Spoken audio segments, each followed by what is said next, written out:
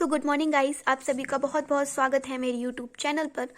तो आज से मैं आपको स्टैटिक्स पढ़ाऊंगी। स्टैटिक्स में जितने भी इंपॉर्टेंट टॉपिक हैं हम उन सारे टॉपिक्स को कवर करेंगे। और जो आज मैंने सोचा कि मैं आपको सेंट्रल टेंडेंसी पढ़ाऊँ, क्योंकि सेंट्रल टेंडेंसी मुझे लगता है सबसे ज़्यादा इंपॉर्टेंट टॉपिक है स्टैटिक्स में। सेंट्रल टेंडेंसी होता क्या है, व्हाट इज़ सेंट्रल टेंडेंसी, मैं थोड़ा सा बता देती हूँ। A central tendency is a central value or a typical value for a probability distribution. Okay, it is occasionally called an average or just the central location, central of the distribution. So the most common measure of central tendency are mean, median, mode, harmonic mean and geometric mean. तो वैसे harmonic mean और geometric mean के ज़्यादा question नहीं पूछे जाते, पर अगर ये हमारे टॉपिक हमारे सिलेबस में है तो इसे भी हम पढ़ेंगे। सबसे पहले आज हम आपको पढ़ाने वाले हैं अर्थमेटिक मीन या मीन। अर्थमेटिक मीन को ही अगर मीन बोला जाए तो गलत नहीं होगा, क्योंकि मीन और अर्थमेटिक मीन दोनों एक ही चीज़ होती है। अर्थमेटिक मीन में जो हमें डेटा अर्थमेटिक मीन सॉल्व करने के लिए जो क्वेश्चंस आते हैं उनमें जो हमें डेटा दिया रहता है वो डेटा 2 टाइप से दिया रहता है, ungroup data and group data. अब आपके दिमाग में क्वेश्चन आ रहा होगा कि हम कैसे पहचानेंगे कि what is ungroup data and what is group data. जो अनग्रुप डेटा रहता है बेसिकली हम उसे ऐसे समझ सकते हैं कि जो जिसमें हमें फ्रिक्वेंसी ना दी जाए वो अनग्रुप डेटा हो जाता है, और जिसमें हमें फ्रिक्वेंसी दी जाए वो ग्रुप डेटा हो जाता है। और ग्रुप डेटा में जो क्वेश्चंस आते हैं उसमें फ्रिक्वेंसी के साथ एक्स की वैल्यू फ्रिक्वेंसी दोनों दी जाती है, और इसमें हमें क्लास इंटरवल भी दिया जाता है। क्लास इंटरवल वाले क्वेश्चन भी आएंगे, वो हम पढ़ेंगे आगे। आज हम सबसे पहले पढ़ेंगे अनग्रुप डेटा। अनग्रुप डेटा में जैसे कि क्वेश्चन दिया गया है, सॉरी मैंने इसमें पहले से ही प्लस का सिंबल लगा दिया, बट मैं आपको समझा दूंगी कि इसमें करना क्या है। अनग्रुप डेटा में हमें एफ की वैल्यू नहीं दी जाती है, हमें सिर्फ एक्स की वैल्यू ही दी जाती है। तो जैसे कि हमें फॉर्मूला पता है, इसका फॉर्मूला हमने ऊपर फॉर्मूला लिखा था x1 = x1 + x2 + x3 और ... xn/n। एंड इसे हम ऐसे भी देख सकते हैं x1 = ∑x/n।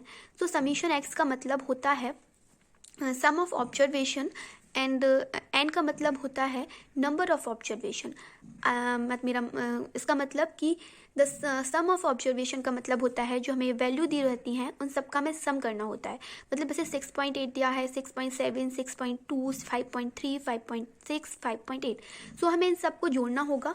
इन सब का प्लस करने के बाद हमें मिलेगा 36.4/6। पहले मैं देख लेती हूँ नंबर ऑफ ऑब्जर्वेशन क्या है हमारे पास, 1 2 3 4 5 6। हाँ, तो हमारे पास नंबर ऑफ ऑब्जर्वेशन 6 है, और द सम ऑफ ऑब्जर्वेशन हमने किया तो हमारे पास 36.4 आ गया। अब हमें 36.4 को 6 से डिवाइड कर देना है। तो अब जब हम 36.4 को 6 से डिवाइड करेंगे तो हमें जो वैल्यू मिलेगी वो मिलेगी 6.066। तो ये हमारा मीन हो गया।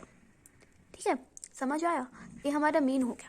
मतलब सीधी सी बात, हमें जितनी भी वैल्यू दी रहेंगी उन सब वैल्यू को हम आपस में जोड़ देंगे, और फिर हम उनका नंबर ऑफ ऑब्जर्वेशन करेंगे। तो हमें 1 ऐसे करेंगे, 1 2 3 4 5 6। हमें अगर हम नंबर ऑफ ऑब्जर्वेशन देखेंगे तो हमारे पास नंबर ऑफ ऑब्जर्वेशन 6 है, तो 6 कर देंगे, और ऊपर वाले का मैंने बता दिया कि हमें इन सबका प्लस करना होता है। इनका प्लस करने के बाद हमें 36.4 मिलेगा, और अपॉन में हम 6 कर देंगे, फिर हम इनका डिवाइड कर देंगे तो हमें 6.066 मिलेगा, जो हमारा मीन हो जाएगा। जैसे कि एक पॉइंट वाला क्वेश्चन हो गया, एक नॉर्मली ऐसे क्वेश्चन दिया रहेगा हमें, तो हमें इसे जैसे हमें इसका अर्थमेटिक मीन निकालना है तो हम इसका अर्थमेटिक मीन ऐसे निकालेंगे। हमें पता है सम ऑफ ऑब्जर्वेशन किया जाता है, तो इन सब का हम सम करेंगे 10 8 17 20 12 11। ओके, 10 8 7 2 11 इसको हम करेंगे तो 8। ओके, फिर उसके बाद 1 2 3 4 5 6 7। हाँ, हमारे पास 8 1 था तो उसे ऐड कर देंगे तो 8 हो जाए 88 हो जाएगा, और अपॉन में 1 2 3 4 5 6 हमारे पास नंबर ऑफ ऑब्जर्वेशन 6 है। सॉरी, वो एक्चुअली पेज ऐसे हो रहा है तो थोड़ा प्रॉब्लम हो रही है। 6 है।